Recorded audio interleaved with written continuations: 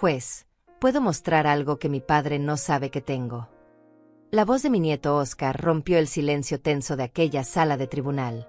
Tenía solo 9 años, pero su mano levantada temblaba con una determinación que jamás había visto en alguien tan pequeño.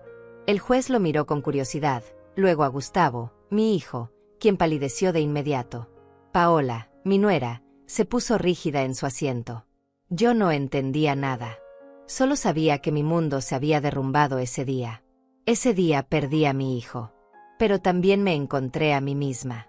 Déjame contarte cómo llegué hasta aquí. Como una madre que lo dio todo terminó siendo demandada por su propio hijo para quitarle el único lugar que tenía en este mundo. Mi casa.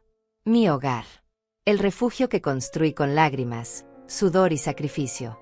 Todo comenzó 3 meses antes, en una tarde que parecía común. Yo estaba en la cocina preparando el pastel de chocolate que a Oscar le encantaba. La casa olía a vainilla y canela.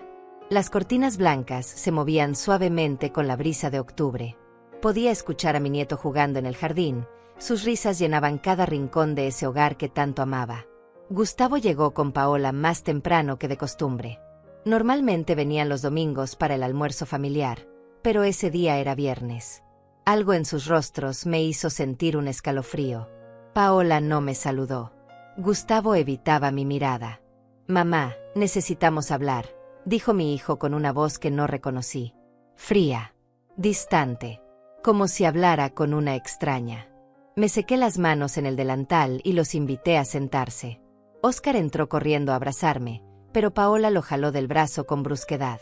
«Ve a tu cuarto», le ordenó. Mi nieto me miró confundido antes de obedecer. Algo no estaba bien. Nos sentamos en la sala. La misma sala donde Gustavo había dado sus primeros pasos. Donde habíamos celebrado cada Navidad después de que su padre muriera. Donde yo me había quedado despierta tantas noches cosiendo vestidos para otras mujeres, para poder pagarle sus estudios universitarios. «Mamá, Paola y yo hemos estado pensando», comenzó Gustavo sin mirarme a los ojos. «Necesitamos nuestro espacio. Somos una familia ahora y esta casa es muy grande. Demasiado grande para ti sola». Me quedé en silencio. No entendía hacia dónde iba esa conversación. Paola tomó la palabra con una sonrisa que no llegaba a sus ojos. «Lo que Gustavo quiere decir, Celia, es que creemos que sería mejor para todos si tú buscaras un lugar más pequeño. Un apartamento, tal vez. Algo más acorde a tu edad. Aquí hay escaleras. Es peligroso para una mujer mayor». ¿Mujer mayor? Tenía 65 años, no 90. Subía esas escaleras todos los días sin problema. Las mismas escaleras que había limpiado durante 40 años. «No entiendo», logré decir. «Esta es mi casa. ¿Por qué tendría que irme?» Gustavo finalmente me miró. En sus ojos vi algo que me heló la sangre. Determinación. «Porque nosotros la necesitamos más que tú, mamá. Oscar está creciendo. Necesita su propio espacio. Paola quiere renovar, hacer cambios. Y tú puedes vivir en cualquier lado». ¿En cualquier lado? ¿Después de todo lo que había sacrificado por él? «Esta casa está a mi nombre», dije con voz temblorosa. «Tu padre y yo la compramos hace 40 años. Aquí te criamos. Aquí está su recuerdo». Paola resopló con desdén. «Los recuerdos no pagan cuentas, Celia. Esta propiedad vale más de $250,000. Es un desperdicio que vivas aquí sola, aferrada al pasado. Gustavo es tu único hijo. Es natural que esta casa le pertenezca a él». «Le pertenecerá cuando yo muera», respondí con firmeza que no sabía que tenía.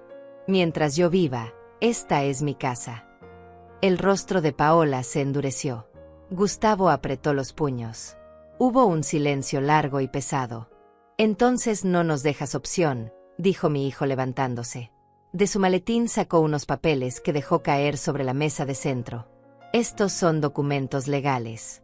Te estamos demandando para que desalojes la propiedad. Nuestro abogado dice que tenemos derecho a reclamar la casa porque tú no puedes mantenerla adecuadamente. Es una cuestión de bienestar familiar». No podía respirar. Las paredes parecían cerrarse sobre mí. «Mi hijo». Mi propio hijo me estaba echando de mi casa. Gustavo, por favor, supliqué. No hagas esto. Podemos hablar. Podemos encontrar otra solución. Él negó con la cabeza. Ya está decidido, mamá. Tienes 30 días para buscar abogado o aceptar un acuerdo. Podemos darte $20,000 para que rentes algo. Es más que generoso. ¿$20,000? ¿Por la casa que valía más de $250,000? ¿Por el hogar donde había construido toda mi vida? Paola ya estaba en la puerta. Esto no es personal, Celia. Es solo sentido común. Ya es hora de que pienses en tu futuro. Un asilo, tal vez. Hay algunos muy buenos por la zona. ¿Un asilo? Tenía 65 años y perfecta salud. Seguía trabajando como costurera, seguía cuidando de mi jardín, seguía cocinando para mi nieto. Gustavo me dio la espalda y caminó hacia la salida. Antes de irse, se detuvo un momento. Lo siento, mamá. Pero Paola tiene razón. Es hora de que cada quien siga su camino. La puerta se cerró. Me quedé sola en esa sala llena de recuerdos. En las paredes estaban las fotos de Gustavo desde bebé. Su graduación universitaria. Su boda. En cada una de esas fotos yo estaba ahí, sonriendo, orgullosa de mi hijo. ¿Alguna vez has sentido que el suelo desaparece bajo tus pies? ¿Que todo en lo que creíste durante años se desmorona en segundos? Cuéntame en los comentarios si alguna vez alguien a quien amabas te ha traicionado así. Esa noche no pude dormir. Me quedé sentada en la cocina, mirando las paredes que yo misma había pintado. Los muebles que había comprado con tanto esfuerzo. Cada rincón de esa casa tenía una historia. Cada objeto guardaba un recuerdo de mi esposo, de mi vida, de mi sacrificio. Recordé cuando compramos esta casa. Mi esposo trabajaba en construcción y yo cosía vestidos de novia. Ahorramos durante 5 años para dar el enganche. $200 mensuales durante 30 años. Ni una sola vez nos atrasamos en el pago. Ni siquiera cuando mi esposo enfermó y los gastos médicos nos ahogaban. Cuando mi esposo murió hace 3 años, pensé que no podría seguir adelante. Él era mi todo. Mi compañero, mi mejor amigo, el padre de mi hijo. Perdimos la batalla contra el cáncer después de 2 años de lucha. Los tratamientos costaron más de $50,000. Vendimos el auto, las joyas, todo lo que teníamos de valor. Pero nunca tocamos la casa. Era lo único que nos quedaba. El único patrimonio que podíamos dejarle a Gustavo. Mi esposo murió en la habitación del segundo piso. En sus últimos días, me hizo prometer que nunca vendería esta casa. Es el legado de nuestra familia, me dijo con voz débil. Aquí está nuestra historia, Celia. Protégela. Por Gustavo. Por Oscar. Por nosotros. Se lo prometí. Le juré que esta casa siempre sería nuestro hogar. Y ahora mi propio hijo me estaba echando de aquí. Los días siguientes fueron una pesadilla. Cada mañana despertaba esperando que todo hubiera sido un mal sueño. Pero los papeles legales seguían sobre la mesa de centro, recordándome la cruel realidad. Mi hijo me había demandado. Mi único hijo quería quitarme mi casa. Llamé a Carmen, mi mejor amiga desde hace 30 años. Ella fue la única persona con quien pude hablar. Vino esa misma tarde con una botella de té y su abrazo cálido que tanto necesitaba. No puedo creerlo, dijo Carmen sentándose a mi lado. Gustavo siempre fue un buen muchacho. ¿Qué le pasó? Paola, respondí con amargura. Ella cambió todo. Desde que se casaron hace 5 años, Gustavo es otra persona. Carmen asintió. Ella también lo había notado. En las reuniones familiares, Paola siempre hacía comentarios sobre mi casa. Que las cortinas estaban pasadas de moda. Que los muebles eran muy antiguos. Que el barrio ya no era lo que era antes. Comentarios pequeños que yo intentaba ignorar, pero que ahora cobraban sentido. Ella quiere vender la casa, le dije a Carmen. Gustavo me ofreció $20,000. Esta propiedad vale más de $250,000. Carmen se puso pálida. Eso es un robo, Celia. No puedes aceptar eso. Necesitas un abogado. Pero yo no tenía dinero para abogados. Mis ahorros apenas llegaban a $8,000. Vivía de mi pensión y de los trabajos de costura que todavía conseguía. No era mucho, pero me alcanzaba para vivir dignamente. No sé qué hacer, admití. No puedo pelear contra mi propio hijo. Carmen me tomó las manos. Celia, él está peleando contra ti. Tú solo te estás defendiendo. Esta es tu casa, tu vida. No puedes rendirte así. Tenía razón, pero mi corazón estaba roto en 1000 pedazos. Esa semana, Gustavo no vino a visitarme. Tampoco me llamó. Era como si yo hubiera dejado de existir para él. Pero Oscar sí vino. Mi nieto llegó un miércoles por la tarde, solo, con su mochila de la escuela. Abuela, dijo abrazándome fuerte. Es verdad que papá quiere que te vayas. Me arrodillé para quedar a su altura. Sus ojos cafés, tan parecidos a los de mi esposo, estaban llenos de lágrimas. Sí, mi amor. Es verdad. Pero, ¿por qué? Esta es tu casa. Aquí siempre vienes tú. A veces los adultos toman decisiones difíciles, le dije tratando de sonreír. Tu papá cree que es lo mejor. Oscar negó con la cabeza. Mamá dice que esta casa es muy vieja y fea. Dice que quiere venderla y comprar un apartamento moderno en el centro. Dice que tú eres egoísta por no querer irte. Cada palabra era un golpe directo al pecho. Así hablaba Paola de mí frente a mi nieto. Me llamaba egoísta. Decía que mi casa era fea. ¿Tú qué piensas, Oscar?, le pregunté. Él me abrazó más fuerte. Yo pienso que esta es la mejor casa del mundo. Aquí huele rico. Aquí me haces galletas. Aquí me cuentas historias del abuelo. No quiero que te vayas, abuela. Lloré. No pude contenerme. Mi nieto, un niño de 9 años, mostraba más amor y lealtad que mi propio hijo adulto. Prométeme algo, Oscar, le dije secándome las lágrimas. Pase lo que pase, recuerda que tu abuela siempre te va a amar. Y que esta casa siempre fue un hogar lleno de amor. ¿Me lo prometes? Él asintió. Te lo prometo, abuela. Cuando Paola vino a buscarlo 1 hora después, ni siquiera bajó del auto. Tocó el claxon con impaciencia. Oscar me dio un último abrazo y corrió hacia el coche. Vi cómo Paola le gritaba algo apenas subió. Mi nieto bajó la cabeza, avergonzado. Esa noche tomé una decisión. No iba a rendirme. No iba a dejar que me quitaran lo único que me quedaba. Carmen tenía razón. Necesitaba pelear. Al día siguiente fui a buscar ayuda legal. Entré a 3 oficinas de abogados. En las 2 primeras me pidieron anticipos de $5,000. No tenía esa cantidad. En la tercera, un abogado mayor llamado Fernando me escuchó con atención. Señora Fagundes, dijo después de revisar los papeles. Esto es inusual. Su hijo no tiene base legal para desalojarla. La casa está a su nombre. Usted paga los impuestos.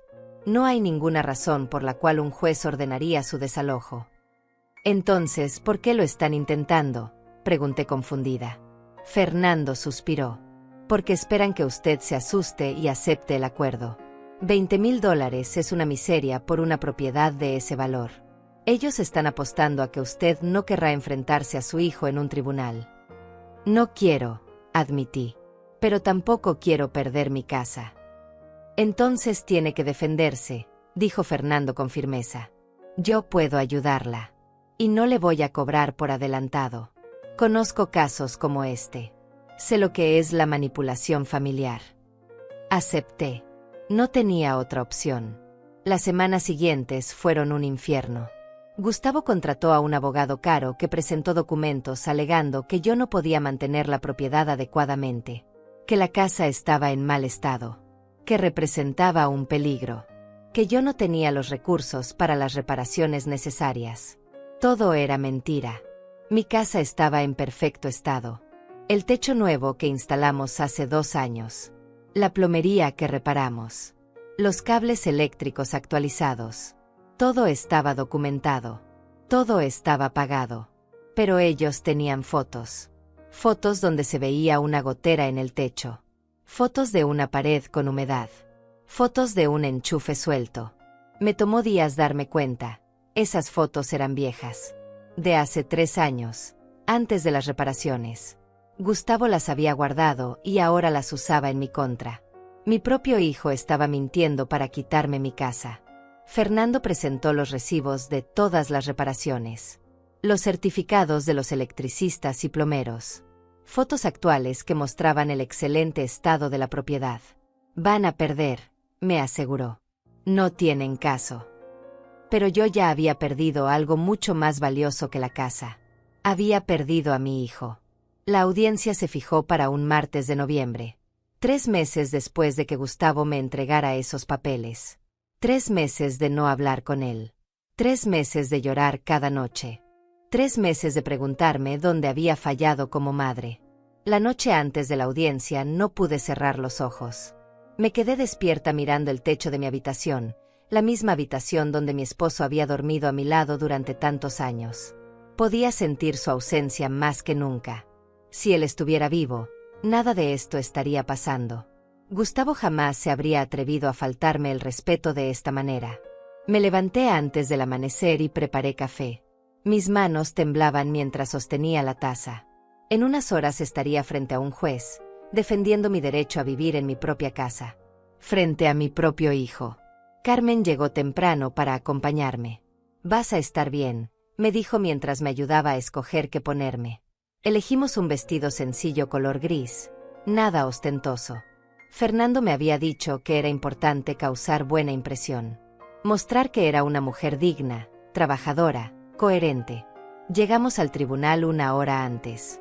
Fernando ya estaba allí, repasando documentos. «¿Lista?», me preguntó. Asentí, aunque por dentro me estaba desmoronando. Gustavo llegó 15 minutos después con Paola. Ella llevaba un traje elegante que probablemente costaba más de $1000. Mi hijo vestía el traje que yo le había regalado. Esa ironía me dolió más de lo que esperaba. Ni siquiera me miraron al entrar. Pasaron a mi lado como si yo fuera invisible. Pero entonces vi a Oscar. Mi nieto venía con ellos, tomado de la mano de su padre. Cuando nuestras miradas se cruzaron, sus ojos se llenaron de lágrimas. Intentó soltarse para correr hacia mí, pero Paola lo jaló con fuerza. «Quieto», le siseó. «¿Por qué trajeron al niño?», le pregunté a Fernando en voz baja. Él frunció el ceño. «Estrategia. Quieren mostrar que son una familia unida que necesita ese espacio. Usan al niño para generar simpatía». Me sentí enferma. Estaban usando a mi nieto como peón en su juego cruel. La sala del tribunal era fría y austera. Nos sentamos en lados opuestos. Yo con Fernando y Carmen. Ellos 3 del otro lado con su abogado, un hombre de aspecto severo llamado Sergio. Entre nosotros había un abismo que antes no existía. El juez entró y todos nos pusimos de pie. Era un hombre de unos 50 años, de expresión seria pero no cruel. Se sentó y comenzó a revisar el caso. «Bien», dijo ajustándose los lentes. «Tenemos aquí una demanda de desalojo presentada por el señor Gustavo Fagundes contra su madre, la señora Celia Fagundes. Procederemos a escuchar los argumentos de ambas partes. Abogado Sergio, puede comenzar». El abogado de Gustavo se levantó con una sonrisa confiada. Durante 20 minutos habló sobre cómo yo era una mujer mayor que vivía sola en una casa demasiado grande, que no tenía los recursos para mantenerla, que representaba un peligro para mí misma, que mi hijo, por amor filial, solo quería lo mejor para mí. «Mi cliente está dispuesto a ofrecer a su madre la generosa suma de $25,000 para que pueda encontrar un lugar más adecuado», dijo Sergio. Habían subido la oferta en $5,000. Como si eso lo hiciera menos ofensivo. «Además», continuó el abogado, «la señora Fagundes no tiene ingresos estables. Vive de una pensión mínima y trabajos esporádicos de costura. ¿Cómo puede garantizar el mantenimiento de una propiedad de ese tamaño? Es irresponsable». Presentó las fotos viejas como evidencia. Fotos que Fernando ya había demostrado que eran de hace años. Pero el abogado las mostró con dramatismo, como si fueran prueba irrefutable de mi negligencia. Cuando le tocó el turno a Fernando, se levantó con calma. «Su señoría, esto no es un caso de bienestar familiar. Esto es un intento de despojo. La señora Fagundes es dueña legítima de esa propiedad. La compró junto con su difunto esposo hace 40 años. Ha pagado religiosamente sus impuestos. La casa está en excelente estado, como demuestran estos certificados de reparaciones recientes. Fernando presentó todos los documentos: recibos, fotografías actuales, certificados de inspección. Todo demostraba que mi casa estaba en perfectas condiciones. Además, continuó Fernando, la señora Fagundes tiene 65 años, no 90. Está en plena capacidad de vivir de manera independiente. Trabaja, cuida de su hogar, y tiene una vida activa. No hay ninguna razón legal para desalojarla de su propia propiedad. El juez escuchó atentamente. Luego se dirigió a Gustavo. Señor Fagundes, ¿puede explicarme por qué está demandando a su madre por una propiedad que legalmente le pertenece a ella? Gustavo se puso de pie. Por un momento, vi inseguridad en su rostro. Pero Paola le apretó el brazo y esa duda desapareció. Su señoría, comenzó mi hijo con voz firme. Amo a mi madre. Todo lo que quiero es su bienestar. Esa casa es demasiado para ella. Las escaleras son peligrosas. El mantenimiento es costoso. Ella es terca y no quiere aceptar ayuda, pero como su hijo, es mi responsabilidad cuidarla. La oferta económica es para que pueda vivir cómodamente en un lugar más apropiado. Cada palabra era una mentira envuelta en supuesta preocupación. Conocía a mi hijo. Sabía cuándo mentía. Y en ese momento, estaba mintiendo con cada respiración. ¿Y qué planea hacer con la propiedad si su madre accede al desalojo?, preguntó el juez. Gustavo titubeó. Paola se inclinó y le susurró algo. Mudarme allí con mi familia, su señoría, para que mi hijo crezca en un mejor ambiente. El juez tomó notas. Entiendo. Señora Fagundes, ¿desea decir algo? Fernando me indicó que me pusiera de pie. Sentí que las piernas me temblaban, pero me mantuve firme. Su señoría, esa casa es todo lo que tengo. Mi esposo y yo la construimos con sacrificio. Él murió hace 3 años y me hizo prometer que nunca la vendería. Es el único lugar donde siento su presencia. Es mi hogar. No entiendo por qué mi hijo quiere quitármelo. Mi voz se quebró al final. Las lágrimas corrían por mis mejillas sin que pudiera detenerlas. No era actuación. Era dolor real, crudo, devastador. Vi cómo Gustavo desviaba la mirada. Paola, en cambio, me observaba con frialdad absoluta. En sus ojos no había ni una pizca de compasión. El juez suspiró. Señora Fagundes, entiendo su situación emocional, pero debo basarme en hechos legales. La propiedad está a su nombre. No hay evidencia de que usted sea incapaz de mantenerla. No hay razón legal para ordenar su desalojo. Sentí un destello de esperanza. Sin embargo, continuó el juez, también entiendo la preocupación de un hijo por su madre. Voy a darles 30 días para que lleguen a un acuerdo familiar. Si en ese tiempo no hay resolución, volveremos a esta sala y daré un veredicto final. Pero les advierto, los lazos familiares son sagrados. Deberían poder resolver esto sin necesidad de un juez. 30 días más de agonía. 30 días más de incertidumbre. Hay algo más, su señoría, dijo Sergio poniéndose de pie. Tenemos un testigo que puede dar fe del estado de la propiedad y de la capacidad de la señora Fagundes para mantenerla. ¿Un testigo?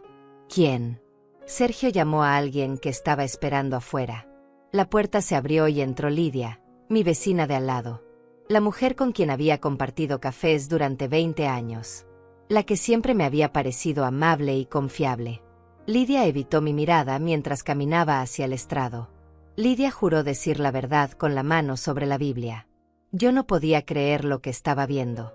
Mi vecina, la mujer con quien había compartido tantas tardes de café, tantas conversaciones sobre nuestros hijos, nuestros nietos. La mujer que siempre me había sonreído por encima de la cerca del jardín. Señora Lidia, comenzó Sergio con tono amable, usted vive al lado de la señora Fagundes desde hace 20 años, ¿correcto? Así es, respondió ella con voz suave, sin mirarme. ¿Puede decirnos qué ha observado respecto al estado de la propiedad y la capacidad de la señora Fagundes para mantenerla? Lidia respiró profundo. Bueno, Celia es una buena mujer, pero he notado que últimamente le cuesta trabajo. He visto goteras en el techo. El jardín está descuidado. A veces olvida apagar las luces. Una vez la encontré desorientada en la calle. Cada palabra era una mentira. Una puñalada directa al corazón. Mi jardín estaba impecable. Nunca había estado desorientada. Las goteras habían sido reparadas hace 2 años. ¿Por qué crees que está mintiendo?, le susurré a Fernando. Él apretó los labios. Dinero. Probablemente le pagaron. El juez le hizo algunas preguntas más a Lidia. Ella siguió tejiendo mentiras con voz convincente. Cuando terminó, bajó del estrado sin mirarme. Paola le sonrió. Gustavo asintió con la cabeza. Entonces lo entendí todo. La habían comprado. Fernando contrainterrogó a Lidia, señalando inconsistencias en su testimonio. ¿Cuándo exactamente vio las goteras? ¿En qué fecha me encontró desorientada? Lidia no pudo dar respuestas específicas. Se contradijo varias veces. El juez tomó nota de ello. ¿Algo más?, preguntó el juez mirando a ambos abogados. No, su señoría, dijeron ambos casi al mismo tiempo. El juez estaba a punto de levantar el mazo cuando una voz pequeña rompió el silencio. Juez, ¿puedo mostrar algo que mi padre no sabe que tengo? Todos nos giramos. Óscar estaba de pie, con su mochila a la espalda y su mano levantada. Temblaba, pero había determinación en sus ojos.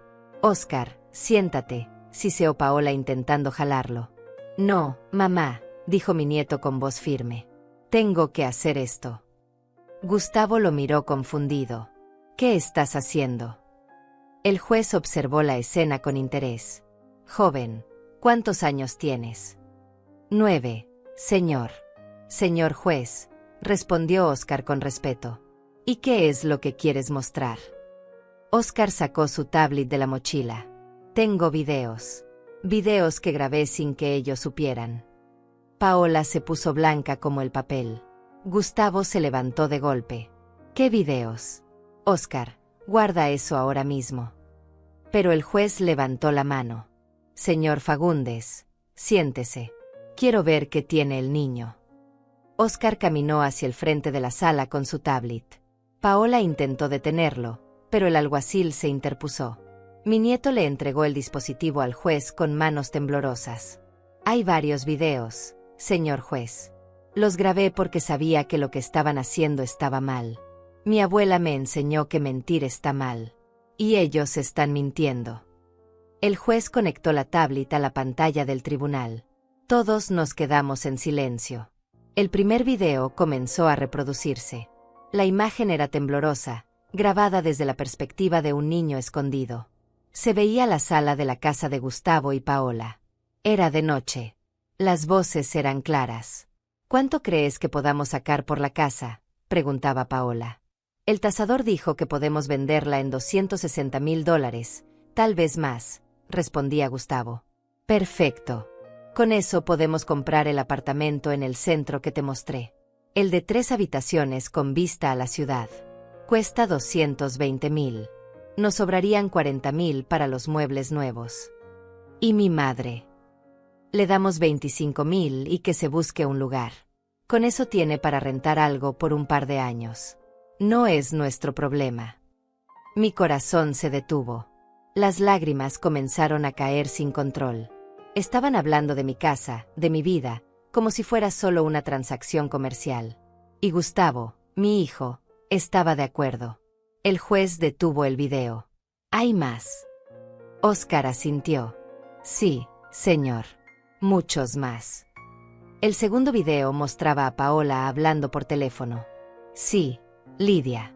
Te voy a dar $2,000 si declaras en el tribunal que la vieja está senil. Solo tienes que decir que la has visto confundida, que la casa está en mal estado. Es fácil. Lidia. La habían pagado exactamente como Fernando sospechaba. El tercer video fue el más doloroso. Se veía a Paola y Gustavo en la cocina de mi casa, cuando yo no estaba. Paola tomaba fotos de rincones específicos, ángulos que hacían que todo se viera peor de lo que estaba. Toma una del enchufe ese, decía Paola. Parece que está suelto. Y otra de esa mancha en la pared. ¿No es un poco sucio esto?, preguntaba Gustavo. Es estrategia, amor. Tu madre es terca. No va a irse por las buenas. Necesitamos presionarla. Es mi madre, Paola. Y esta es nuestra oportunidad. ¿Quieres vivir rentando toda la vida? ¿Quieres que Oscar crezca en ese apartamento pequeño? Tu madre es vieja. Ya vivió su vida. Ahora nos toca a nosotros. Silencio total en la sala. Podía escuchar mi propia respiración entrecortada. El juez tenía el ceño fruncido, claramente molesto por lo que estaba viendo. ¿Cuántos videos hay en total?, preguntó el juez. 12, señor juez, respondió Oscar. Los grabé durante los últimos 2 meses. Escuchaba a mamá y papá hablar de cómo iban a sacar a mi abuela de su casa. Sabía que estaba mal, pero no sabía qué hacer. Hasta hoy. Paola estaba furiosa. Oscar, ¿cómo te atreves? Estás castigado. Dame esa tablita ahora mismo.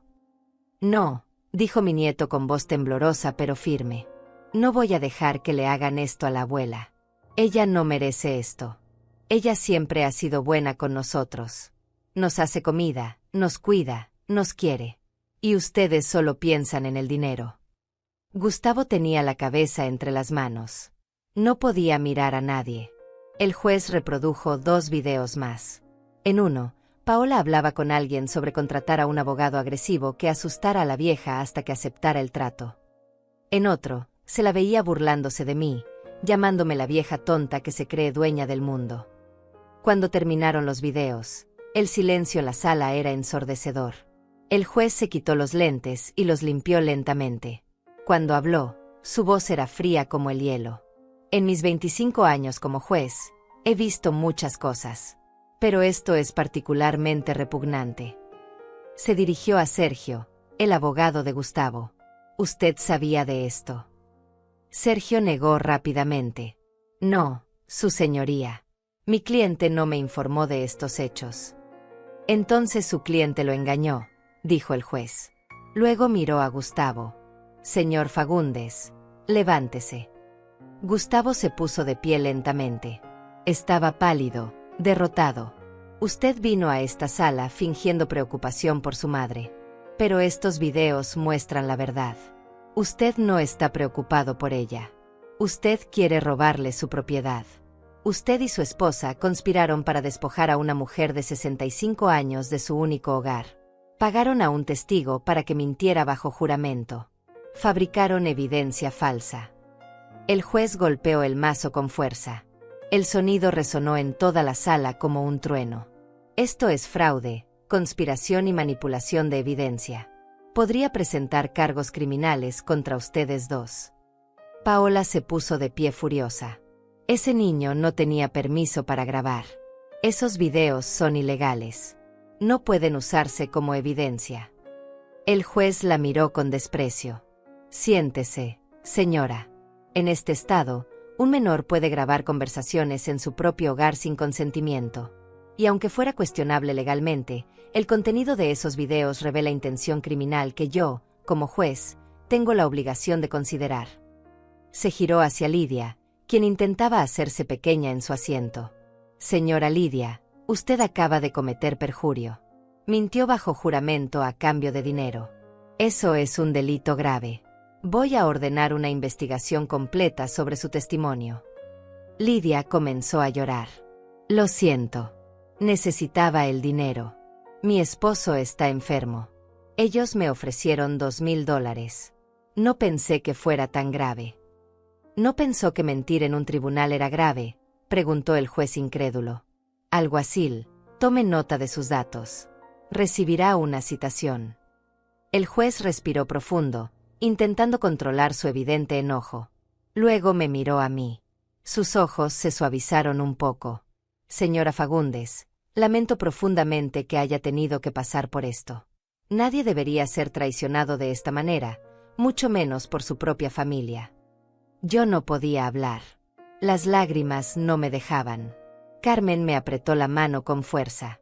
Mi decisión es la siguiente, continuó el juez. La demanda de desalojo queda completamente desestimada. La señora Celia Fagundes es y seguirá siendo la única dueña legítima de su propiedad. Ninguna persona tiene derecho a desalojarla, intimidarla o presionarla para que abandone su hogar. Fernando suspiró aliviado a mi lado. Además, el juez miró severamente a Gustavo y Paola. Voy a emitir una orden de restricción temporal. Ustedes no pueden acercarse a la propiedad de la señora Fagundes ni contactarla directamente por 30 días. Si ella desea comunicarse con ustedes, será bajo sus propios términos. Gustavo finalmente levantó la vista. En sus ojos había algo que no había visto antes. Vergüenza. Verdadera vergüenza. En cuanto a la custodia del menor, el juez miró a Óscar, quien seguía de pie junto al estrado. Voy a ordenar una evaluación del ambiente familiar. Un niño de 9 años no debería estar expuesto a este nivel de manipulación y comportamiento poco ético. Paola se puso histérica. No puede quitarme a mi hijo. Esto es absurdo. No estoy quitándole a su hijo, señora. Estoy asegurándome de que esté en un ambiente saludable. La evaluación determinará si ese es el caso. Mientras tanto, el niño puede quedarse con su abuela si ella está dispuesta. Todos me miraron. Miré a Óscar. Mi nieto tenía lágrimas en los ojos, pero también esperanza. Había sido tan valiente. Tan increíblemente valiente. Sí, dije con voz firme. Él puede quedarse conmigo el tiempo que sea necesario. El juez asintió. Bien. Se levanta la sesión. Señor Fagundes, señora Paola, les recomiendo encarecidamente que contraten a un buen abogado. Y que reconsideren sus prioridades en la vida. Golpeó el mazo una última vez. Todo había terminado. Óscar corrió hacia mí. Lo abracé con todas las fuerzas que me quedaban. Gracias, mi amor. Fuiste tan valiente. Tan valiente. Tenía que hacerlo, abuela, sollozó contra mi pecho. No podía dejar que te lastimaran más. Carmen también nos abrazó. Fernando sonreía con satisfacción. Habíamos ganado. No solo el caso. Habíamos ganado la verdad. Cuando me giré, vi a Gustavo. Estaba de pie, inmóvil, mirándome. Paola ya había salido furiosa de la sala, pero él se había quedado. Por primera vez en meses, realmente me miró. Y en sus ojos vi algo que me partió el corazón, arrepentimiento. Dio un paso hacia mí, pero Fernando se interpuso. La orden de restricción comienza ahora, señor Fagundes. No puede acercarse a mi clienta. Gustavo asintió derrotado. Abrió la boca como si quisiera decir algo, pero no salió ningún sonido. Finalmente, bajó la cabeza y salió de la sala. Óscar se quedó conmigo esa noche. Y la siguiente. Y la siguiente. Paola intentó llamar varias veces, pero el juez había sido claro. Hasta que hubiera una evaluación familiar completa, mi nieto se quedaría bajo mi cuidado. Los primeros días fueron difíciles para él. Extrañaba a sus padres, a pesar de todo. Era natural. Pero también estaba aliviado. En mi casa no había gritos. No había tensión constante. No había conversaciones sobre dinero y propiedades y manipulación. Abuela, me preguntó una noche mientras cenábamos, ¿crees que papá me odia por lo que hice? Dejé mi tenedor y lo miré a los ojos. No, mi amor. Tu papá no te odia. Creo que tu papá está muy confundido ahora mismo. Creo que cometió errores terribles. Pero algún día, cuando pueda pensar con claridad, va a entender que tú hiciste lo correcto. Mamá me llamó traidor, dijo con voz pequeña. Eso me rompió el corazón. Tú no eres un traidor, Óscar. Tú defendiste la verdad. Defendiste a alguien que no podía defenderse sola. Eso te hace un héroe, no un traidor. Él sonrió por primera vez en días. De verdad. De verdad. Las semanas pasaron lentamente. La trabajadora social vino varias veces a evaluar mi casa, mi capacidad para cuidar de Óscar, el ambiente que le ofrecía. Cada vez se iba satisfecha. Mi casa estaba limpia, ordenada, llena de amor. Óscar estaba feliz, comía bien, hacía sus tareas, jugaba en el jardín. Carmen venía a visitarnos seguido. Fernando también pasaba de vez en cuando para asegurarse de que todo estuviera bien. La orden de restricción vence en 2 semanas, me informó un día. Después de eso, Gustavo podría intentar contactarte. ¿Estás preparada para eso? No lo sabía. Parte de mí quería ver a mi hijo, escuchar que lo sentía, que había estado ciego y manipulado. Otra parte de mí aún dolía demasiado. No estaba segura de poder perdonar algo así. No lo sé, admití honestamente. Una tarde, mientras Óscar hacía su tarea en la mesa de la cocina, sonó el timbre. Abrí la puerta y me encontré con una mujer que no conocía.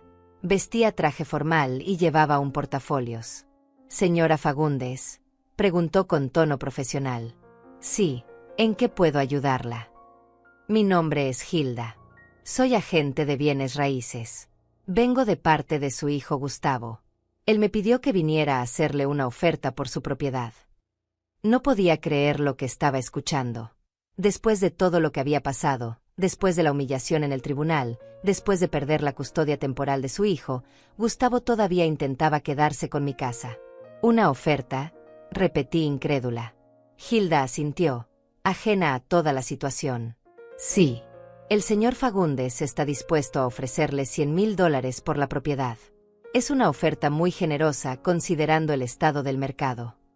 $100,000. Menos de la mitad de lo que valía la casa.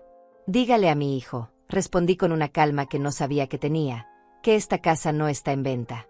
No por $100,000. No por $200,000. No por ninguna cantidad de dinero en el mundo». Hilda parpadeó sorprendida. «Señora, $100,000 es una suma considerable. Podría comprar un apartamento cómodo y le sobraría dinero para vivir tranquila». «Esta casa no se vende», repetí con firmeza. «Y le agradezco que se retire de mi propiedad ahora mismo». Cerré la puerta sin esperar respuesta. Mis manos temblaban de rabia. Después de todo, después de la humillación, después de la traición, después de perder a su hijo temporalmente, Gustavo seguía intentando quitarme mi casa. Ya ni siquiera tenía la decencia de venir en persona. Mandaba intermediarios como si yo fuera un obstáculo que eliminar. Óscar apareció en la sala. «¿Quién era, abuela?» «Nadie importante, mi amor», mentí. No quería preocuparlo más. Esa noche llamé a Fernando para contarle lo sucedido. Él suspiró pesadamente. «Celia, técnicamente no está violando la orden de restricción porque no se acercó personalmente. Pero es claro que no ha aprendido nada. ¿Qué puedo hacer?» «Nada por ahora. Ignóralo. La orden sigue vigente por 10 días más. Después tendrás que decidir si quieres renovarla o no. 10 días. 10 días de paz antes de que todo volviera a complicarse. Pero la vida tiene formas extrañas de sorprendernos». 3 días después, un sábado por la mañana, estaba en el jardín regando las flores cuando vi un auto estacionarse frente a mi casa. No era el auto de Gustavo. Era uno diferente, más viejo. La puerta se abrió y salió mi hijo. Venía solo, sin Paola. Caminó lentamente hacia la cerca, pero se detuvo antes de entrar a la propiedad. Sabía que no podía acercarse más. «Mamá», dijo con voz ronca, «por favor, necesito hablar contigo». Dejé la manguera y me acerqué, pero mantuve mi distancia. Óscar estaba dentro de la casa viendo televisión. No quería que escuchara esta conversación. «No deberías estar aquí», dije fríamente. «Hay una orden de restricción». «Lo sé. No voy a entrar. Solo necesito que me escuches. Por favor». Había algo diferente en él. Se veía demacrado, como si no hubiera dormido en días. Tenía ojeras profundas y había perdido peso. Pero sobre todo, había algo en sus ojos que no había visto en meses. Claridad. «Tienes 5 minutos», dije cruzándome de brazos. Gustavo respiró profundo. «Mamá, yo no sé ni por dónde empezar. Arruiné todo. Lo sé. Hice cosas imperdonables. Intenté quitarte tu casa. Te traicioné. Mentí. Manipulé evidencia. Pagué a una testigo. Y lo peor de todo, perdí a mi hijo en el proceso». Hizo una pausa. Las lágrimas comenzaban a formarse en sus ojos. «Paola me dejó», continuó. «Hace 2 días. Dijo que yo era un inútil, que había arruinado todo el plan. que sin la casa no le servía para nada. Se llevó sus cosas y se fue. No sé dónde está. Parte de mí quiso sentir satisfacción, pero solo sentí tristeza. Tristeza por mi hijo que había permitido que una mujer lo convirtiera en alguien irreconocible. Sé que no merezco tu perdón, dijo Gustavo con voz quebrada. Sé que no tengo derecho a pedirte nada. Pero necesito que sepas que estaba ciego. Paola me convenció de que era lo mejor. Que tú no necesitabas una casa tan grande. Que era nuestra oportunidad de progresar. Y yo le creí porque quería creerle. ¿Y eso justifica lo que me hiciste?, pregunté con voz fría. ¿Eso justifica que intentaras dejarme en la calle?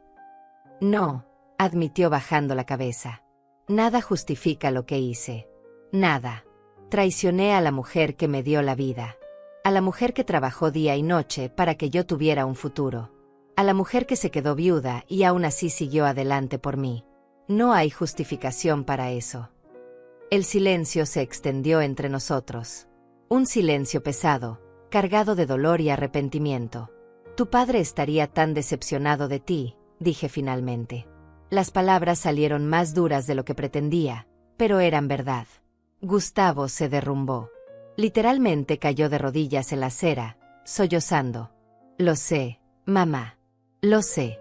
Y lo peor es que Óscar también está decepcionado de mí. Mi propio hijo me ve como un villano. Y tiene razón. Lo observé llorar. Este hombre de 38 años, llorando como un niño en la acera. Parte de mí quería consolarlo, como había hecho cuando era pequeño. Pero otra parte, la parte que aún sangraba por la traición, se mantuvo firme. ¿Sabes lo que más me duele?, dije con voz temblorosa. No es que hayas intentado quitarme la casa. Las cosas materiales van y vienen. Lo que más me duele es que me miraras a los ojos en ese tribunal y fingieras que lo hacías por mi bien. Que usaras tu supuesto amor filial como excusa para robarme. Eso es lo que no puedo perdonar. Gustavo levantó la vista. Su rostro estaba empapado en lágrimas. ¿Algún día podrás perdonarme?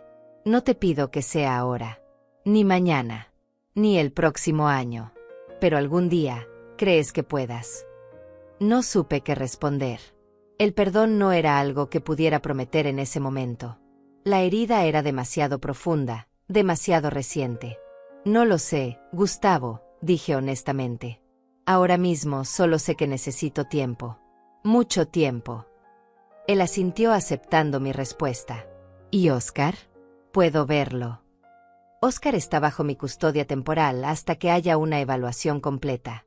Si quieres verlo, tendrás que hablar con la trabajadora social y seguir los canales legales apropiados. Lo haré. Haré lo que sea necesario. Él es mi hijo. Lo amo. Entonces demuéstraselo con acciones, no con palabras, dije firmemente. Las palabras ya no significan nada viniendo de ti. Gustavo se puso de pie lentamente. Mamá, una última cosa. Sobre la oferta que envié con la gente de bienes raíces. No quiero escucharlo, lo interrumpí. Por favor. Solo déjame explicar. Crucé los brazos esperando. Esa oferta no la hice yo. Fue Paola. Ella todavía tenía acceso a algunas de mis cuentas. Contactó a la agente sin que yo supiera. Cuando me enteré, fue demasiado tarde. Ya había venido aquí. Te juro por la memoria de papá que yo no tuve nada que ver con eso. Lo miré intentando detectar si mentía, pero en sus ojos solo vi verdad. Y cansancio. Mucho cansancio. Vete, Gustavo, dije finalmente. Antes de que llame a la policía por violar la orden. Él asintió. Gracias por escucharme. Sé que no lo merecía. Caminó de regreso a su auto. Antes de subir, se giró una última vez. Te amo, mamá. Siempre te he amado. Y voy a pasar el resto de mi vida intentando demostrártelo. Se fue. Yo me quedé ahí parada, mirando cómo su auto desaparecía por la calle. Las lágrimas finalmente cayeron. Porque a pesar de todo, a pesar del dolor y la traición, seguía siendo mi hijo. Y una parte de mí, una parte pequeña pero persistente, aún lo amaba. Óscar salió de la casa. Abuela, ¿estás bien? Vi a papá desde la ventana. Lo abracé fuerte. Estoy bien, mi amor. Todo va a estar bien. ¿Pero alguna vez has tenido que soltar a alguien que amas porque te lastimó demasiado? ¿Has tenido que elegir entre tu amor y tu dignidad? Cuéntame en los comentarios si has pasado por algo similar. Los días siguieron su curso. La evaluación familiar continuó. La trabajadora social, una mujer llamada Carmen diferente a mi amiga Carmen, vino varias veces más. Carmen, la trabajadora social, era una mujer meticulosa. Revisaba cada rincón de mi casa, observaba cómo interactuaba con Óscar, hacía preguntas sobre rutinas, alimentación, tareas escolares. Tomaba notas constantemente en su portafolios. Señora Fagundes, me dijo un martes por la tarde después de su quinta visita, he estado evaluando la situación durante 3 semanas. He observado el ambiente que le ofrece a su nieto. He hablado con sus maestros, con sus amigos, con vecinos. Y debo decirle algo. Mi corazón se aceleró. ¿Me iban a quitar a Óscar? Este niño está floreciendo bajo su cuidado, continuó con una sonrisa suave. Sus calificaciones han mejorado. Su maestra dice que está más participativo en clase. Come mejor. Duerme mejor. Y lo más importante, está emocionalmente estable. Respiré aliviada. En contraste, prosiguió Carmen, he hablado con el padre. El señor Gustavo está atravesando un divorcio complicado. Vive actualmente en un apartamento pequeño de una habitación. Trabaja largas horas. No tiene una estructura estable para ofrecer a un niño de 9 años. ¿Qué significa eso?, pregunté. Significa que voy a recomendar al juez que la custodia temporal de Óscar se extienda indefinidamente. Usted será su tutora legal hasta que el padre pueda demostrar que tiene un ambiente apropiado y estable. Por supuesto, el señor Gustavo tendrá derechos de visita supervisados. Las lágrimas comenzaron a rodar por mis mejillas. De verdad. Carmen asintió. Su nieto necesita estabilidad. Y usted se la está dando. Además, fue muy valiente al defender a su abuela en el tribunal. Ese niño la ama profundamente. Sería cruel separarlos ahora. Cuando Óscar llegó de la escuela esa tarde, le di la noticia. Él gritó de alegría y me abrazó tan fuerte que casi me tira. De verdad puedo quedarme contigo, abuela. Todo el tiempo que necesites, mi amor. Esa noche cocinamos juntos su comida favorita. Preparé lasagna, la misma receta que mi esposo amaba. Mientras la horneábamos, Óscar me preguntó algo que me tomó por sorpresa. Abuela, ¿crees que papá alguna vez cambie? Me senté a su lado en la mesa de la cocina. No lo sé, Óscar. Las personas pueden cambiar, pero tienen que querer hacerlo. Tu papá cometió errores muy grandes. Va a tomar tiempo para que pueda arreglar las cosas. ¿Lo extrañas?, preguntó con ojos curiosos. Extraño al hijo que era antes, admití. Al hombre que tu papá era antes de que Paola entrara en su vida. Ese hombre era bueno, era honesto. Pero ese hombre se perdió en algún lugar del camino. ¿Y si él vuelve a ser ese hombre? Entonces tal vez, algún día, podamos ser una familia otra vez. Pero diferente. Porque las cosas nunca volverán a ser como antes. Óscar procesó mis palabras en silencio. Luego dijo algo sabio para un niño de 9 años. Mi maestra dice que cuando rompes algo valioso, puedes pegarlo de nuevo. Pero siempre se van a ver las grietas. Dice que eso no lo hace menos valioso, solo diferente. Tenía razón. Nuestra familia se había roto. Y aunque algún día pudiéramos pegarla de nuevo, las grietas siempre estarían ahí. Las semanas se convirtieron en meses. Octubre pasó. Noviembre llegó con su frío característico. Óscar y yo caímos en una rutina cómoda. Él iba a la escuela, yo trabajaba en mis costuras. Por las tardes hacíamos tareas juntos. Los fines de semana cocinábamos, veíamos películas, trabajábamos en el jardín. Gustavo tenía visitas supervisadas cada 2 sábados. Un mediador estaba presente durante 2 horas mientras padre e hijo pasaban tiempo juntos en un parque neutral. Al principio las visitas eran tensas. Óscar no sabía cómo actuar alrededor de su padre. Pero lentamente, muy lentamente, comenzaron a reconectarse. Gustavo nunca intentó contactarme directamente. Respetaba mi espacio. pero a través del mediador, siempre enviaba mensajes. Que lo sentía, que estaba en terapia, que estaba intentando ser mejor persona, que algún día esperaba ganarme el perdón. Yo no respondía a esos mensajes. Aún no estaba lista. En diciembre, algo inesperado sucedió. Estaba decorando el árbol de Navidad con Oscar cuando sonó el timbre. Abrí la puerta y encontré a una mujer que no conocía. Era joven, tal vez de 35 años, bien vestida pero con expresión nerviosa. «¿Señora Fagundes?», preguntó con voz suave. «Sí, puedo ayudarla». «Mi nombre es Paola», dijo. Me tensé inmediatamente. «No, se apresuró a aclarar. «No soy su nuera. Soy otra Paola. Soy la hermana de su exnuera». La miré confundida. «No entiendo». «¿Puedo pasar? Solo serán unos minutos. Necesito hablar con usted sobre mi hermana». Dudé, pero algo en su expresión me hizo confiar.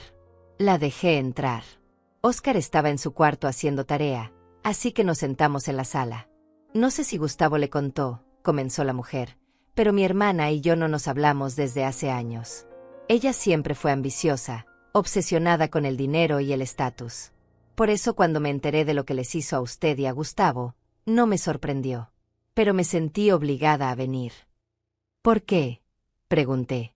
«Porque esto no es la primera vez que mi hermana hace algo así». Me quedé helada. «¿Qué quiere decir?». La otra Paola sacó un folder de su bolso. «Mi hermana estuvo casada antes. Hace 8 años.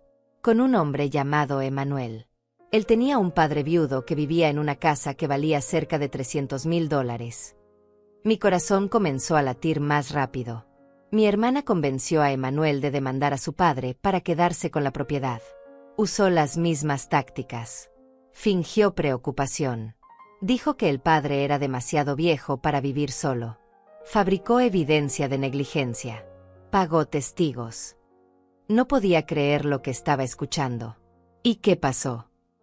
El padre de Emanuel se suicidó, dijo con voz quebrada. No pudo soportar la traición de su hijo. Dejó una nota diciendo que prefería morir antes que vivir sabiendo que su propio hijo lo había traicionado así. Las lágrimas comenzaron a caer por mis mejillas. Ese pudo haber sido yo. Si no hubiera tenido a Fernando, a Carmen, a Oscar. Si la presión hubiera sido demasiado. Emanuel descubrió después lo que mi hermana había hecho, continuó. Se divorció de ella inmediatamente. Pero el daño ya estaba hecho. Su padre estaba muerto. Emanuel cayó en depresión profunda. Perdió su trabajo. La última vez que supe de él, vivía en la calle. Me quedé sin palabras. La magnitud de la maldad de esa mujer era incomprensible. Había destruido una familia completa. Había causado la muerte de un hombre inocente. Y había intentado hacer lo mismo conmigo. ¿Por qué me cuenta esto?, logré preguntar con voz temblorosa. La hermana de Paola me miró con ojos llenos de culpa. Porque debía haberlo hecho antes. Cuando supe que mi hermana se había casado otra vez, debí advertirle a Gustavo. Pero teníamos años sin hablarnos. No sabía cómo contactarlo. Y honestamente, tenía miedo de que no me creyera. Abrió el folder y me mostró documentos. Artículos de periódico sobre el suicidio del padre de Emanuel. Documentos del divorcio. Incluso había una copia de la nota suicida que el hombre había dejado. Las palabras eran desgarradoras. Ya no puedo vivir sabiendo que mi hijo me vendió por dinero. Prefiero morir con dignidad que vivir con esta vergüenza. Cerré los ojos. Esas pudieron haber sido mis palabras. Ese pudo haber sido mi final. Mi hermana es una depredadora, dijo la mujer con voz firme. Busca hombres con padres que tengan propiedades valiosas. Se casa con ellos. Los manipula. Los convierte en versiones crueles de sí mismos. Y cuando consigue lo que quiere, desaparece con el dinero. ¿Por qué no fue a la cárcel?, pregunté indignada. Porque es muy inteligente. Nunca deja evidencia directa de su participación. Siempre manipula a otros para que hagan el trabajo sucio. Como hizo con Gustavo. Técnicamente, él fue quien presentó la demanda, quien pagó a la testigo, quien fabricó la evidencia. Tenía razón. Paola había orquestado todo, pero Gustavo había sido quien ejecutó el plan. Vine hoy, continuó la mujer, porque leí sobre su caso en el periódico local. Vi el nombre de mi hermana. Y supe que tenía que hacer algo. No puedo permitir que arruine otra familia. Ya destruyó una. No puede destruir otra. Le agradecí por venir, por tener el valor de exponer a su propia hermana. Antes de irse, me dejó el folder con todos los documentos. Si necesita esto para algo legal, úselo. Testificaré si es necesario. Es hora de que mi hermana pague por lo que ha hecho. Esa noche no pude dormir. Pensaba en Emanuel, el primer esposo de Paola. Pensaba en su padre, quien había preferido morir antes que vivir con la traición. Pensaba en Gustavo, quien casi se convierte en la misma clase de monstruo. Pero también pensaba en Óscar.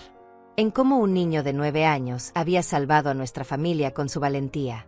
Si él no hubiera grabado esos videos, si no hubiera tenido el coraje de mostrarlos en el tribunal, yo podría estar muerta ahora. O viviendo en la calle. O en un asilo, rota y abandonada. A la mañana siguiente llamé a Fernando. Le conté todo. Él escuchó en silencio y luego dijo algo que me sorprendió. Celia, creo que deberías hablar con Gustavo. Creo que necesitas saber esto. ¿Por qué? Pregunté. Él tomó sus propias decisiones. Sí, pero lo hizo bajo manipulación extrema de una sociópata. Conocer la historia completa no excusa lo que hizo, pero podría ayudarlo a entender cómo llegó tan lejos. Y tal vez, solo tal vez, podría ayudarlo a perdonarse a sí mismo. No estaba segura. Parte de mí pensaba que Gustavo merecía vivir con la culpa. Pero otra parte, la parte que aún era su madre, sabía que Fernando tenía razón. 2 días después, usando a la trabajadora social como intermediaria, le pedí a Gustavo que viniera a mi casa. La orden de restricción había expirado hacía semanas, pero él nunca había intentado acercarse sin permiso. Esta sería la primera vez que entraría a mi propiedad en meses. Llegó puntual, con una expresión de nerviosismo y esperanza mezcladas. Óscar estaba en la escuela, así que estábamos solos. Lo invité a pasar. Él se quedó de pie en la sala, incómodo, como si fuera un extraño en la casa donde había crecido. Siéntate, le dije señalando el sofá. Se sentó al borde, con las manos entre las rodillas. Mamá, gracias por aceptar verme. No pensé que lo harías. Hay algo que necesitas saber, dije sin rodeos. Le conté todo. Sobre la visita de la hermana de Paola. Sobre Emanuel y su padre. Sobre el suicidio. Sobre el patrón de comportamiento de esa mujer. Con cada palabra, el rostro de Gustavo se volvía más pálido. Cuando terminé, él tenía lágrimas corriendo por sus mejillas. Dios mío, susurró. Yo casi te mato, mamá. Casi te hago lo mismo que le hicieron a ese hombre. Pero no lo hiciste, dije firmemente. Y la diferencia es que yo tuve a Óscar. Tuve a Fernando. Tuve a Carmen. Tuve personas que me defendieron. Gustavo se cubrió el rostro con las manos. Fui tan estúpido. Tan ciego. Ella me decía exactamente lo que yo quería escuchar. Que merecíamos más. Que era mi turno de tener una buena vida. Que tú ya habías vivido suficiente. Y yo le creí porque quería creer que no estaba siendo un monstruo. Fuiste manipulado, admití. Pero eso no te absuelve de responsabilidad. Tú elegiste creerle. Tú elegiste traicionarme. Nadie te obligó a firmar esos papeles. Él asintió. Lo sé. Y voy a vivir con esa culpa el resto de mi vida. He estado en terapia 3 veces por semana. Mi terapeuta dice que tengo que aprender a perdonarme. Pero no sé cómo hacerlo cuando ni siquiera tú me has perdonado. Nos quedamos en silencio por un largo momento. Miraba a mi hijo, este hombre adulto que alguna vez fue mi bebé. Este niño al que había amamantado, consolado en pesadillas, curado rodillas raspadas, llevado a su primer día de escuela. ¿Dónde había quedado ese niño? No sé si puedo perdonarte completamente, dije honestamente. No todavía. La herida es muy profunda. Me traicionaste de la manera más dolorosa posible. Usaste mi amor de madre en mi contra. Gustavo comenzó a sollozar. Lo siento tanto, mamá. Daría cualquier cosa por regresar el tiempo. Por nunca haber conocido a Paola. Por haberte defendido en lugar de atacarte. Me levanté y caminé hacia la ventana. Podía ver el jardín que mi esposo y yo habíamos plantado juntos hace tantos años. Los rosales que él cuidaba con tanto amor. El columpio que había construido para Gustavo cuando era niño. Ahora Óscar jugaba en ese mismo columpio. Tu padre me hizo prometer algo antes de morir, dije sin girarme.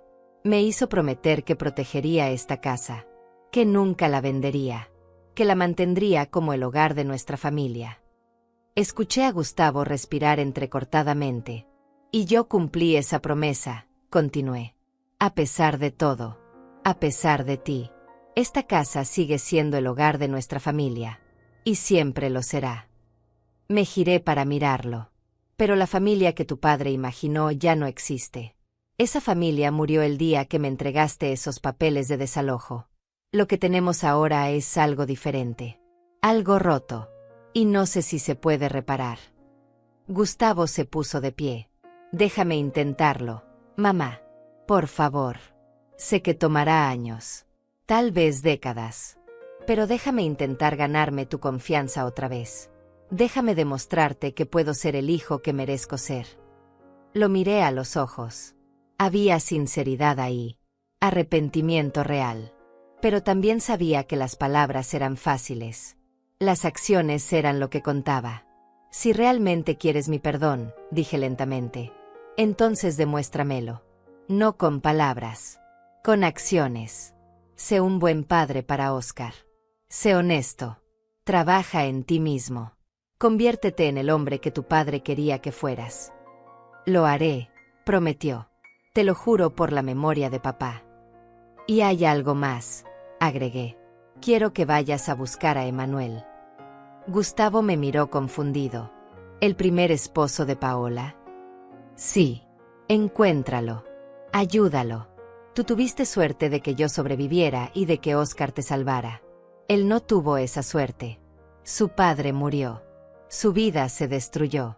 Y todo por culpa de la misma mujer que casi destruye la nuestra. ¿Quieres que lo ayude?, preguntó Gustavo incrédulo. Quiero que entiendas las consecuencias completas de lo que casi hiciste. Quiero que veas en Emanuel lo que pudiste haber sido. Y quiero que uses tu segunda oportunidad para darle una a él también. Gustavo asintió lentamente. Gustavo cumplió su palabra. Durante las siguientes semanas, investigó el paradero de Emanuel. Lo encontró viviendo en un refugio para personas sin hogar en la ciudad vecina. El hombre que alguna vez había sido un ejecutivo exitoso ahora dormía en un catre compartido, comía en comedores públicos y pasaba sus días buscando trabajos ocasionales que nadie le daba. Gustavo fue a verlo. Me contó después que Emanuel no quiso hablar con él al principio. Pensaba que era otro truco de Paola. Pero cuando Gustavo le mostró los documentos del caso, cuando le contó su propia historia, Emanuel lloró.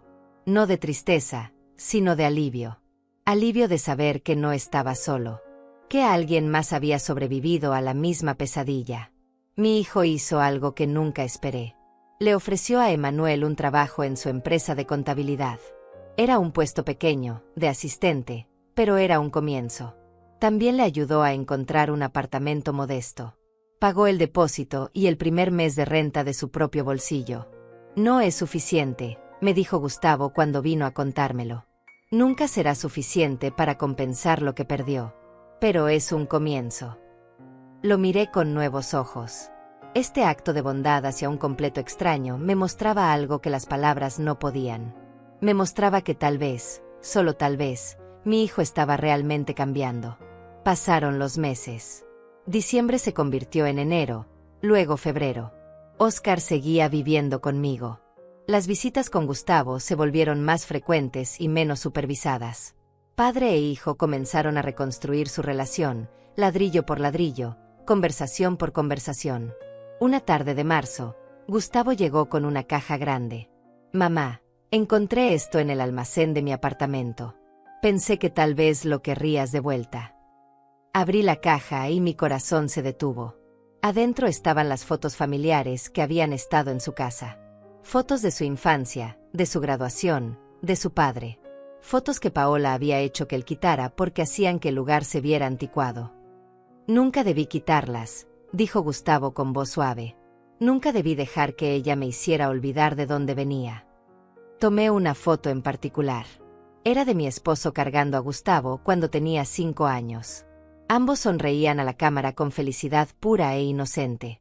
Tiempos más simples. Tiempos más felices. Tu padre estaría orgulloso de que estés intentando hacer las cosas bien, dije pasándole la foto. Gustavo la miró con lágrimas en los ojos. No sé si estaría orgulloso, pero espero que me perdonara, como espero que tú me perdones algún día. Y ahí, en ese momento, algo cambió dentro de mí. No era perdón completo.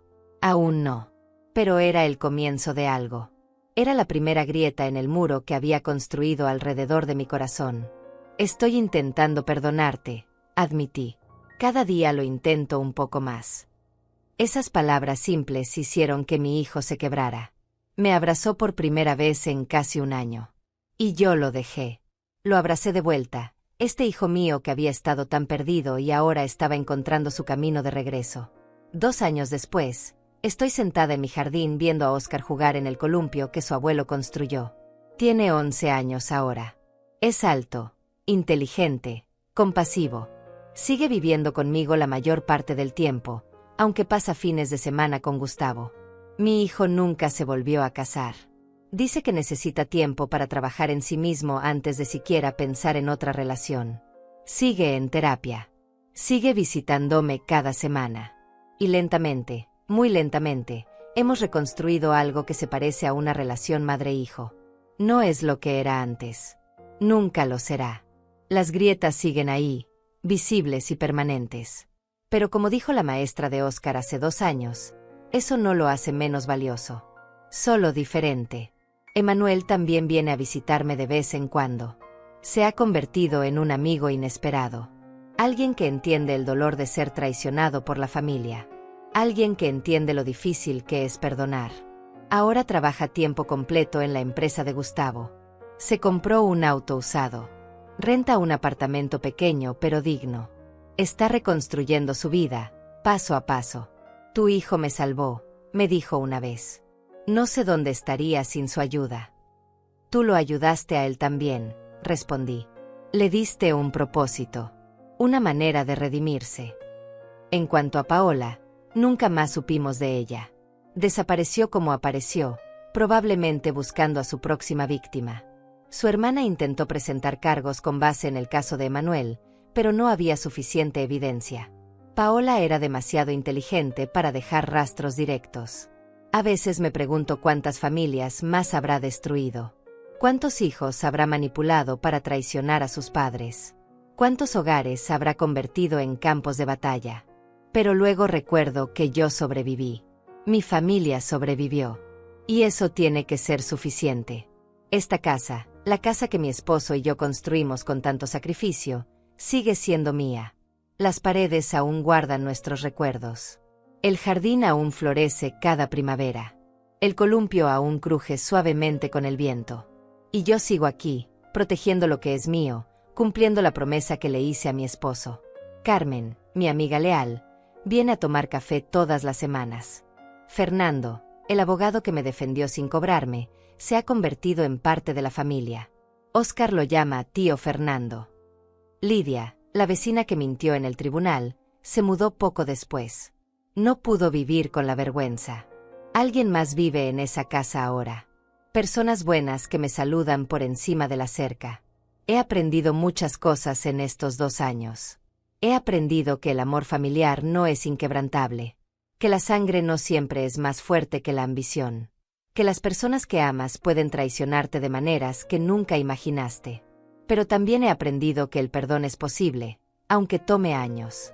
Que las familias rotas pueden sanarse, aunque nunca vuelvan a ser lo que eran. Y que a veces, proteger lo que es tuyo no es egoísmo. Es supervivencia. ¿He perdonado completamente a Gustavo? No lo sé. Algunos días siento que sí. Otros días, cuando me quedo sola por las noches, la herida vuelve a doler como si fuera nueva. Pero estoy intentando. Y creo que eso cuenta para algo. Lo que sí sé es esto. Nunca voy a dejar esta casa. No por dinero. No por comodidad. No por nada. Esta casa es más que paredes y techo. Es el legado de mi esposo. Es la prueba de nuestro sacrificio. Es el recordatorio de que sobreviví la peor traición posible y salí del otro lado más fuerte. A veces la gente me pregunta si valió la pena pelear. Si no habría sido más fácil aceptar el dinero y mudarme. Y mi respuesta es siempre la misma. Algunas batallas no se pelean porque sean fáciles. Se pelean porque son necesarias. Porque defender tu dignidad siempre vale la pena. Porque enseñarle a tu nieto a defender la verdad, sin importar el costo, es una de las lecciones más importantes que puedes dar. Oscar aprendió eso a los 9 años. Aprendió que a veces tienes que ser valiente incluso cuando tienes miedo. Que defender lo correcto puede costarte relaciones. Que la verdad es más importante que la lealtad ciega. Y espero que lleve esas lecciones con él por el resto de su vida. En cuanto a mí, he aprendido que el perdón no es debilidad. Que puedes perdonar a alguien sin olvidar lo que hicieron. Que puedes amar a alguien y aún así mantener límites saludables. Que a veces la familia se redefine. Y que está bien. Tengo 67 años ahora. Mi cabello es más blanco. Mis manos tienen más arrugas. Pero sigo aquí, en mi casa, en mi jardín, viviendo la vida que mi esposo y yo soñamos. Y cada mañana, cuando me despierto en la habitación donde él murió, le digo lo mismo. Cumplí mi promesa, amor. Protegí nuestro hogar. Protegí nuestra familia. Y creo que, donde quiera que esté, él está orgulloso. A veces proteger el pasado es la única forma de salvar el futuro. A veces defender lo que es tuyo es la única forma de amarte a ti misma. Y a veces, las llaves de una casa vieja representan algo más que propiedad. Representan dignidad, sacrificio y la negativa a ser borrada de tu propia historia. Esta es mi casa. Este es mi hogar. Y aquí me quedaré hasta mi último suspiro. ¿Has tenido que soltar a alguien que amabas para salvarte a ti misma? ¿Has tenido que elegir entre el amor y tu dignidad? ¿Has tenido que defender algo que era tuyo contra las personas que se suponía debían protegerte?